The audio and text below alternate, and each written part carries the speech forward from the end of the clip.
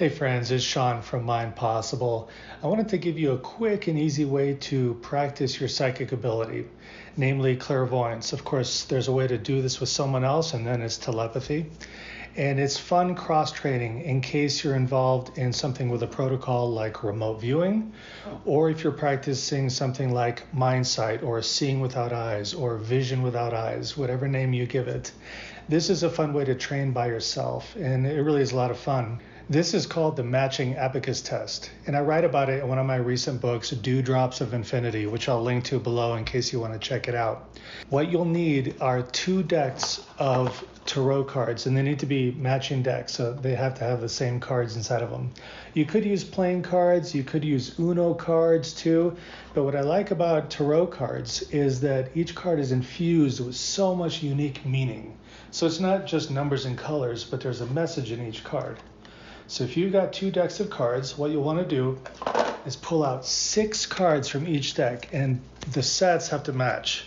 So from both decks, I pulled out the Magician card, the 3 of Swords, and you'll see that each one is unique.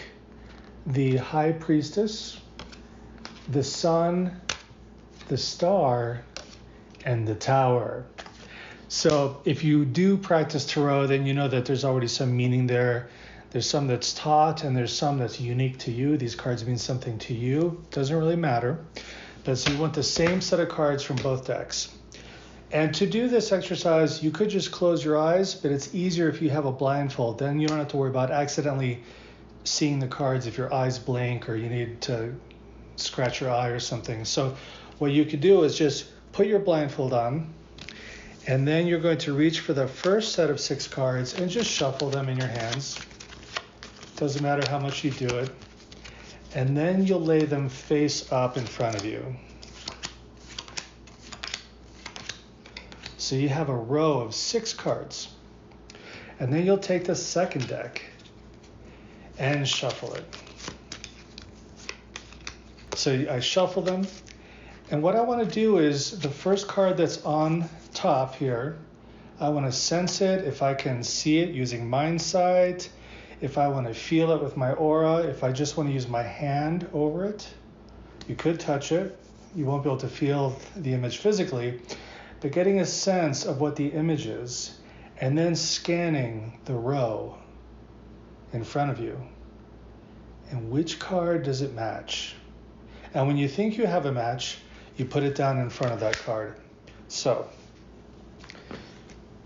what you could do, because it can get a little bit messy with the cards moving around, is you could come up with, you could use pencils, or you could use some sort of boundary that you create with cardboard in between the cards so they don't move around too much. But really it's just about feeling around. But then over time, you feel each card and you put it down where you think it's going to match. I'm not doing it right now, I'm just moving this for an example. And then when you're done, and take as long as you want, you can take off your blindfold and see how many of your cards match. How well does the original row match the row that you created from feeling the top card and matching it to one of the bottom cards? It's a whole lot of fun, and the way you can transform this into a telepathy game is to just have a friend sitting in front of you looking at the cards. That's really all you need to do for this to become a telepathy game.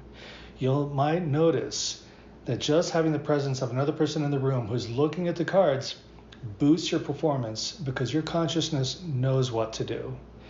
It knows that it can just see the experience that's happening in someone else's mind to get the information.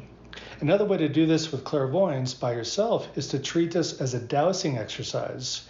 If you like to do muscle testing, if whatever modality you use for dowsing with your body, you can use that to ask yourself, does this card match the first card?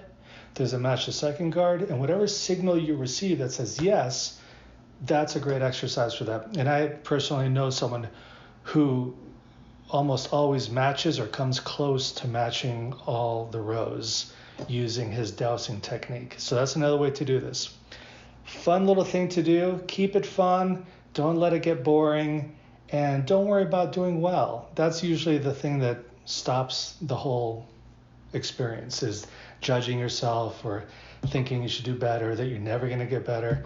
Treat it as a game, do it once in a while, and see what happens. Enjoy.